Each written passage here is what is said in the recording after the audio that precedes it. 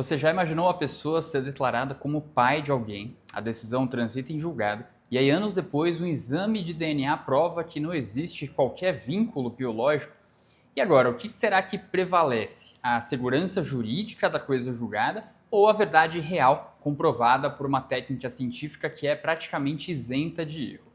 Ficou curioso? Então fica comigo porque hoje nós vamos desvendar um dos temas mais fascinantes e complexos do processo civil, que é a relativização da coisa julgada. Olá, meus amigos e minhas amigas, sejam muito bem-vindos ao canal do Estratégia Carreira Jurídica. Para quem ainda não me conhece, eu sou Bruno Terra, juiz de Direito no Tribunal de Justiça de São Paulo e professor de Processo Civil e Direito do Consumidor aqui no Estratégia. E antes da gente começar, já sabe, né? Deixa o seu like no vídeo, se inscreve no nosso canal e ative as notificações para não perder nenhum conteúdo. O seu apoio é fundamental para continuarmos a produzir material de qualidade que vai te ajudar na sua aprovação. No vídeo de hoje nós vamos mergulhar no tema da coisa julgada. Nós vamos entender o que é a coisa julgada e por que ela é tão importante. Vamos aprender que a regra é a da imutabilidade, mas toda regra tem exceção.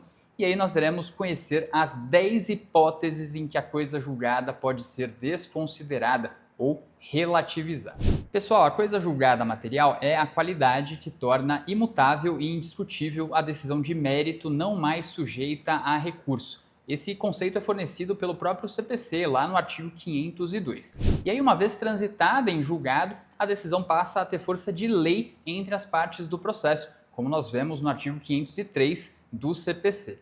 A coisa julgada é uma das maiores garantias da segurança jurídica, que é um pilar do Estado de Direito. Ela está inclusive prevista no artigo 5º, inciso 36 da Constituição Federal. A ideia é bastante simples. Em algum momento o debate precisa acabar. A decisão precisa ser definitiva para trazer pacificação social. Mas, como eu já adiantei, essa imutabilidade não é um princípio absoluto. Em situações muito específicas, principalmente quando a decisão judicial definitiva acaba violando outros valores constitucionais tão ou mais importantes, a doutrina, a jurisprudência e o próprio legislador criaram mecanismos para superar a coisa julgada. É o que nós chamamos de desconsideração ou relativização da coisa julgada. Vamos conhecer agora as hipóteses de desconsideração da coisa julgada. E para isso eu vou me valer da ampla pesquisa feita pelo meu colega e amigo professor Rodrigo Vaslin, lá no seu Manual de Processo Civil. Vamos lá. A primeira hipótese é a de correção de erro material. Essa é a hipótese mais simples de todas. Erros de cálculo, um nome grafado errado. O STJ já consolidou que isso não se sujeita à coisa julgada, pois é uma matéria de ordem pública. Por exemplo, a sentença julga procedente o pedido do autor João da Silva para condenar o réu a pagar R$10.000. E aí ocorre o trânsito em julgado. Só que ninguém se deu conta de que o nome do autor não é João da Silva, mas sim José da Silva. E a sentença transitou em julgado. E agora? Nenhum problema. Ora, ficou evidente que se tratava de um erro material. Todo mundo sabia que o autor da ação era o José e não o João. Isso estava lá na petição inicial, nos documentos pessoais que foram juntados, etc. O que aconteceu foi um mero erro material. O juiz, ou melhor, o estagiário, né? Vamos colocar a culpa aqui no pobre do estagiário, porque essa é a sua função social. O estagiário, na hora de redigir a sentença, acabou se confundindo e escreveu o nome João ao invés de José. Isso vai impedir que o José execute a sentença? De forma nenhuma, porque o erro material não preclui, não recebe o manto da coisa julgada material e pode ser corrigido a qualquer tempo. A segunda hipótese é a das relações jurídicas de trato continuado. Pensem numa ação de alimentos. A decisão que fixa o valor da pensão se baseia na situação financeira daquele momento, ou seja, na condição financeira do pai de pagar a pensão e nas necessidades da criança naquele momento da ação. Se essa situação mudar, a decisão pode ser revista. E aqui nós temos o exemplo da ação revisional de alimentos. Então nós dizemos que essa sentença de alimentos possui no seu bojo a famosa cláusula rebus sic stantibus. Olha que chique para você colocar numa prova escrita ou numa prova oral. Dizer que uma sentença é proferida com a cláusula rebus significa dizer que aquela decisão vale enquanto as coisas estiverem daquele jeito. Mas se a situação mudar, é possível que seja proferida uma nova decisão. Eu disse há pouco que as hipóteses de relativização da coisa julgada eram criação da doutrina, da jurisprudência e também previstas pelo próprio legislador. E aqui a gente tem um exemplo disso. Vejam que o artigo 505, inciso 1º do CPC, contempla exatamente essa hipótese das relações de trato sucessivo ou continuado. Essa mesma ideia também vale para outras relações de trato continuado, e não só para os alimentos. A gente pode pensar em questões tributárias, por exemplo, ou ainda numa ação revisional de aluguel. A terceira hipótese é a da ação rescisória.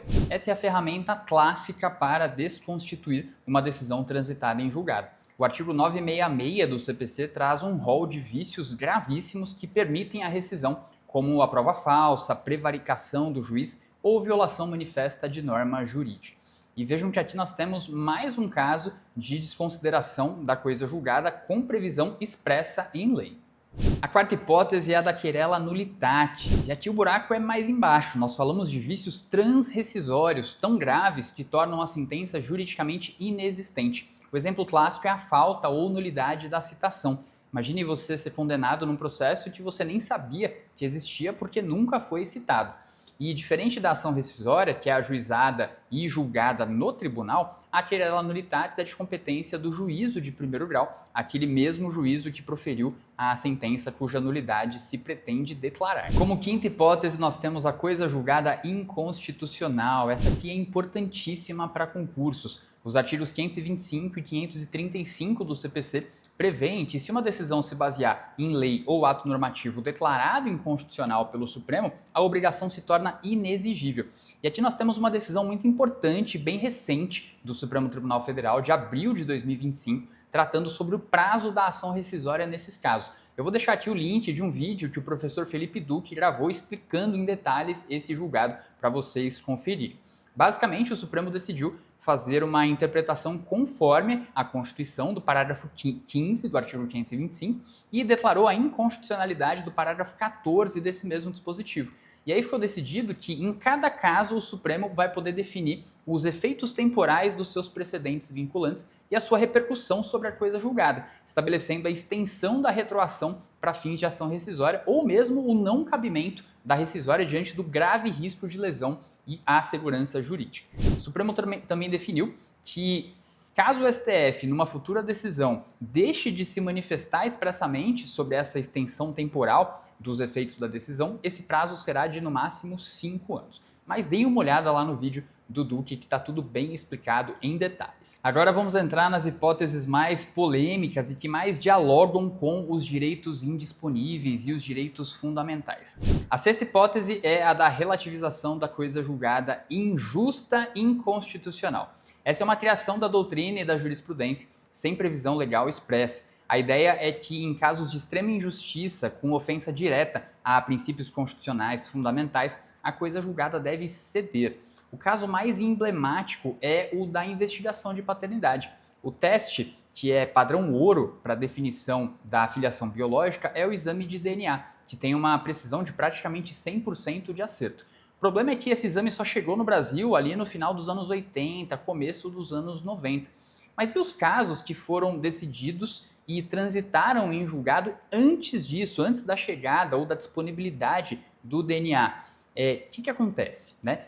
O STF já fixou a tese no tema 392 de que é possível reabrir a discussão quando a primeira ação foi julgada improcedente por falta de provas, inclusive porque a parte não tinha condições de pagar o exame de DNA. Esse era um outro problema. Nos primeiros anos, o exame de DNA chegou no Brasil, mas apenas de forma particular, e ele custava bastante caro. Levou um tempo até que o Estado brasileiro passasse a oferecer esse exame de forma gratuita. E aqui o direito fundamental à identidade e a busca da ancestralidade prevalece sobre a segurança jurídica. Muito cuidado com esse tema, porque ele já foi cobrado em várias provas de concurso. Na sétima hipótese, temos o conflito entre duas coisas julgadas. Esse aqui é bem interessante. Imagine que, por um erro, duas ações idênticas tramitaram e ambas transitaram em julgado, com sentença de mérito. E aí, qual sentença, qual coisa julgada que vale? A primeira ou a segunda? Depois de muita divergência, a Corte Especial do STJ decidiu, numa votação apertadíssima, foi 8-7, que prevalece a segunda coisa julgada, a não ser que ela seja desconstituída por ação rescisória. Então, a regra é, prevalece a segunda coisa julgada. Mas, se essa segunda coisa julgada for desconstituída por ação rescisória, inclusive essa é uma das hipóteses de ação rescisória, é a sentença que viola a coisa julgada, se isso acontecer, aí vai valer a primeira coisa julgada. O raciocínio aqui é que quem perdeu o segundo processo teve todas as chances para alegar a coisa julgada e obter a extinção do processo sem resolução de mérito. Ele podia alegar isso no primeiro grau, em contestação, em recurso, a qualquer tempo, porque a matéria é de ordem pública. E se ele não fez isso, aí deve prevalecer a segunda coisa julgada, mas salvo se essa segunda coisa julgada for rescindida por ação rescisória.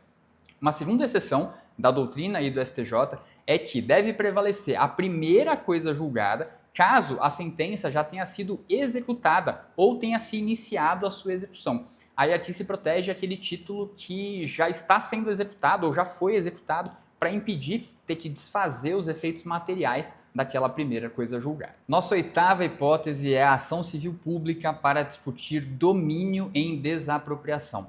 Aqui temos outra decisão importantíssima do STF no tema 858. O Supremo decidiu que o trânsito em julgado da sentença na ação de desapropriação não impede a propositura de uma ação civil pública para discutir quem é o verdadeiro dono do bem, especialmente para proteger o patrimônio público. Ou seja, o Estado paga a indenização, mas se depois se descobre que o dono não era dono coisa nenhuma, essa questão pode ser revista por meio de ação civil pública. A nona hipótese de desconsideração da coisa julgada está escondida lá no artigo 11 da Lei do Mandado de Injunção, a Lei 13.300 de 2016. Ela traz uma previsão expressa. Se a norma regulamentadora superveniente for mais benéfica para a parte, ela se aplica mesmo para quem já tinha uma decisão transitada em julgado.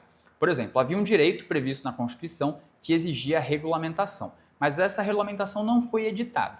Aí pessoas ingressaram com mandado de injunção e obtiveram na justiça as condições para o exercício daquele direito.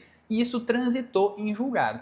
Daí, tempos depois, finalmente se editou a lei regulamentando aquele direito. E essa lei acabou sendo mais benéfica do que aquela decisão nos mandados de injunção. Nesse caso, por determinação expressa do artigo 11 da lei do mandado de injunção, prevalece a norma nova, ou seja, será desconsiderada a coisa julgada do mandado de injunção. E finalmente chegamos na 10ª hipótese, que trata das ações previdenciárias. O STJ entende que se não houver provas do direito previdenciário alegado pela pessoa, essa ação ela não deve ser julgada improcedente, como seria o normal de acontecer. A ação será julgada extinta sem resolução de mérito. Esse é o entendimento da jurisprudência para defender os segurados, permitindo que eles repitam o pedido judicial, apresentando agora as provas que faltaram no primeiro processo.